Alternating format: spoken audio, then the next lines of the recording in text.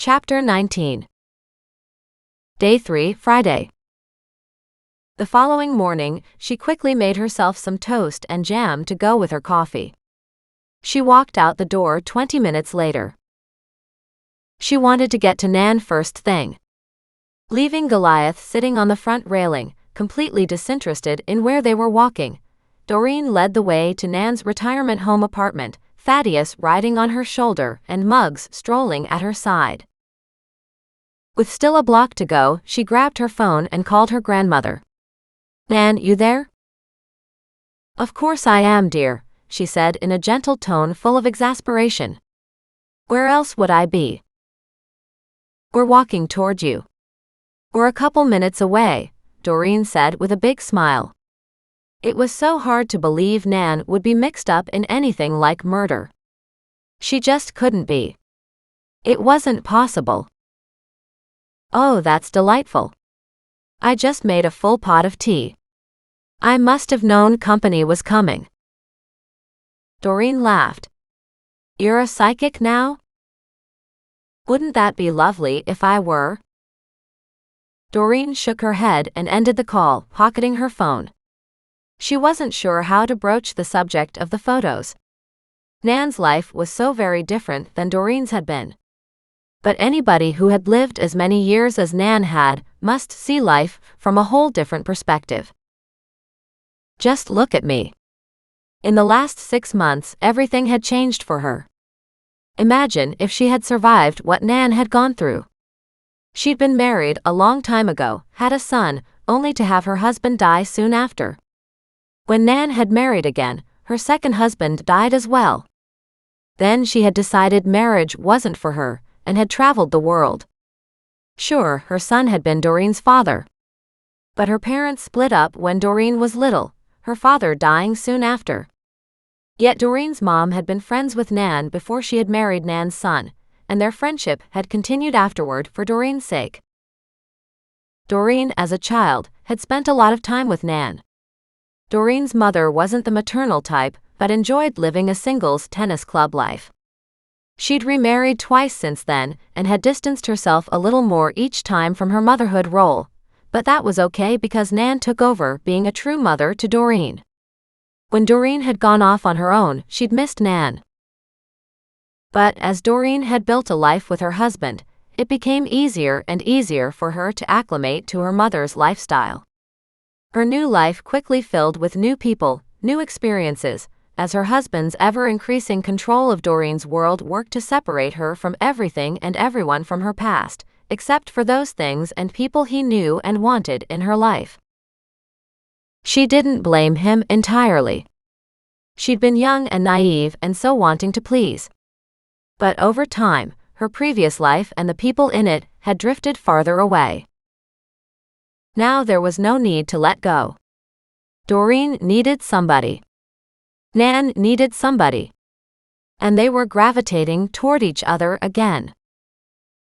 Reaching the corner of Rosemore's property, she could see Nan sitting in the little garden she had all to herself. Nan raised her gaze, caught sight of Doreen and waved.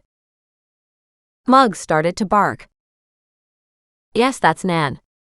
Doreen loved how Muggs had taken to Nan so well. Of course, maybe it was a case that Nan's animals had taken to Doreen, and so her animal had taken to Nan, understanding the loving bond between the two women. Somehow Doreen was already thinking of Thaddeus and Goliath as hers. And this was only the beginning of her 3rd day here, and since her arrival there had been nothing but chaos.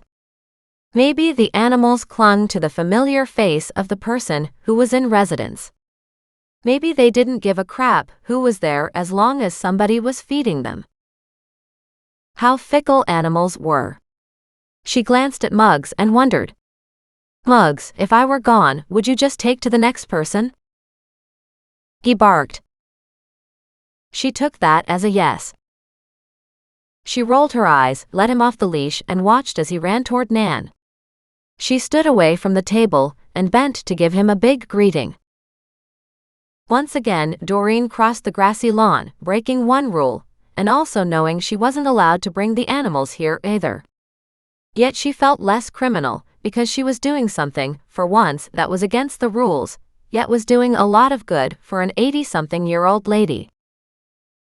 Laughing at her granddaughter's antics and with her arms out, Nan gave Doreen a hug. Doreen gently hugged her back, with Thaddeus taking the opportunity to shift from one shoulder to the other. Sitting down, Doreen watched as Muggs and Thaddeus claimed Nan's loving attention. "Where's Goliath?" Nan asked. "He was lazing on the porch railing when we left." Nan nodded. "I'll see him next time." "What's this?" "A new type of tea." Doreen sniffed the air experimentally. "It's brand new. A friend of mine just came back from China and brought me some authentic Ceylon tea to try." Doreen didn't have the heart to tell her grandmother that the island named Ceylon was later named Sri Lanka. And the black tea of Ceylon was now grown in India and China as well. But Doreen would appreciate the drink anyway. Nan poured 2 teacups full as Thaddeus looked on from her shoulder. "It's lovely to see you again, dear. Has everything calmed down at the house now?" It was all she could do to hold back an unending stream of questions. "Oh, it's calmed down somewhat," she admitted. But then something else came up. "Oh dear." Nan stared at her in fascination. "I lived in that house for 40 years, my dear, and I never had the kind of excitement you're having." Doreen studied her grandmother and smiled. She could use that opening. "I sorted through the spare bedroom yesterday. I already took a couple loads to the consignment store. Have another ready in the car now." Nan clapped her hands in joy. "Ah, wonderful. It'd be nice to see some of the clothing go to good use." "I also took a couple big bags to Goodwill," she confessed. "Wendy wasn't interested in those items." Nan nodded. "That makes sense. I hope you checked the pockets before you sent everything out." She shook her finger at Doreen. "Remember, I never could keep my pockets empty." "That's the truth. You could not keep your pockets empty. I found well over $300 in all those clothes. Not even counting the change yet." Nan's face froze for a moment, and then she burst out into joyful laughter. "Well, how lovely." She chuckled again. "You needed money, so there it was. And who knew I had left so much behind?" Doreen instantly felt bad. She leaned forward. "I never thought to bring it to you. It is your money."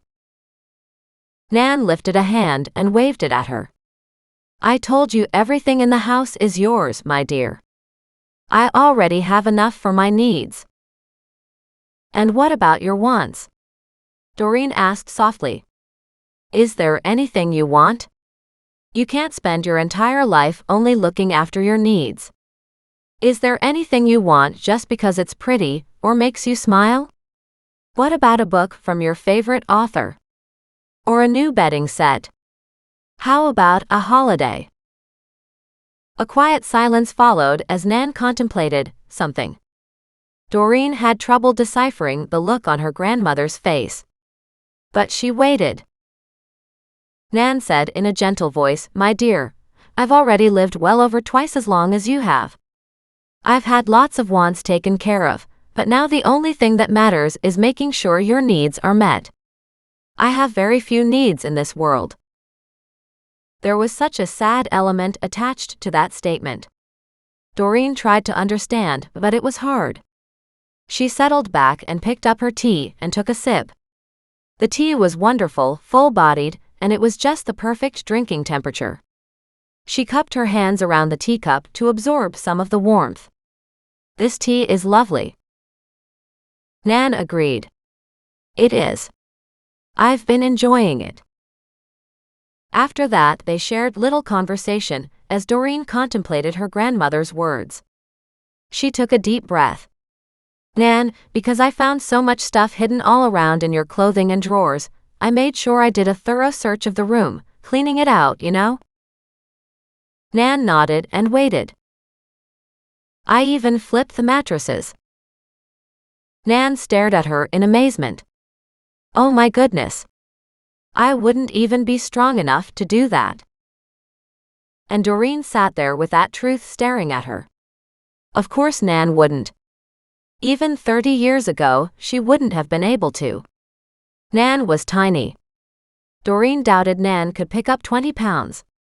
A man could have handled the mattress most likely, but that would not be an easy feat for Nan.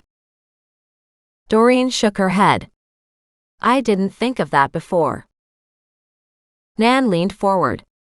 "Think of what, my dear?" Doreen settled back and smiled. "I found a brown 9x12 envelope taped to the bottom of the box spring."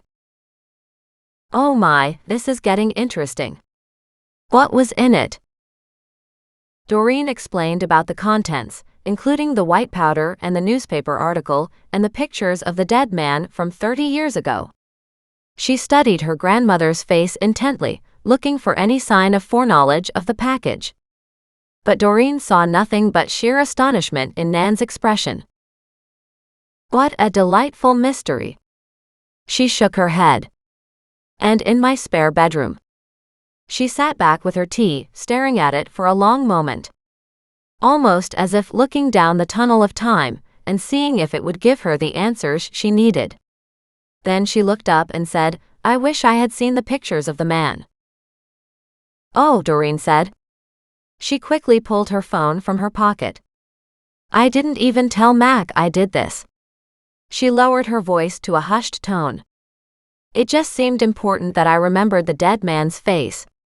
She found the photograph of the man and held it up for Nan to see. "I took a picture of the picture." "Oh dear, that sounds very complicated." Nan reached for Doreen's phone and brought it closer, pulling the glasses off her head and putting them on her nose to peer at the picture intently. "He almost looks familiar." She lifted her gaze apologetically. "I know my memory isn't quite the way it used to be, but I can't remember ever seeing this man in my house." Doreen nodded. What could she say? "The thing is, Nan, it was definitely taken at your house. These pictures were of the spare room with the same curtains, the same wallpaper, and the same dresser." Nan stared at her in surprise, her mouth forming an O. She turned her attention back to the picture. "I just don't understand how that could be. Did you go away on a holiday 30 years ago? Were you visiting a friend? Did you let somebody stay in your house for a little while?" Nonplussed, Nan continued to stare at Doreen. "All of that is possible. But it was 30 years ago, so I really can't be sure of when." Doreen patted Nan's hand. She didn't want to upset her grandmother. "If you do remember, let me know. Just be aware that Mac is likely to come by with questions." "Mac?" "Corporal Mac Moreau. He's the officer investigating the case." Under Nan's prying gaze, Doreen could feel the heat rising up her neck. She shook her head. "No." She made sure to use a strong, firm voice. "There's nothing between us." Nan nodded slowly, but her gaze twinkled. "Of course not." She settled back and took another sip of her tea. But a smile played around the corner of her lips. "He's a good man. I know his mother. Interesting history there." Then she sealed her lips and went quiet. Doreen eyed her suspiciously, but knew there was no point in pushing her grandmother. She could be stubborn when she wanted to be. Thaddeus took that moment to jump on the table. He studied the almond cookies that neither of the women had touched, looked over at Nan and said, "Cookie please? Cookie please." Doreen gave a startled gasp. How is it this bird has so many phrases in his vocabulary? He continues to amaze me. She glanced at Nan. "Where did you get him from?" "An old friend brought him over one day years ago, hoping I'd take him in as he'd been abandoned. He had no details on his history, but Thaddeus chose to stay behind, and we've been friends ever since."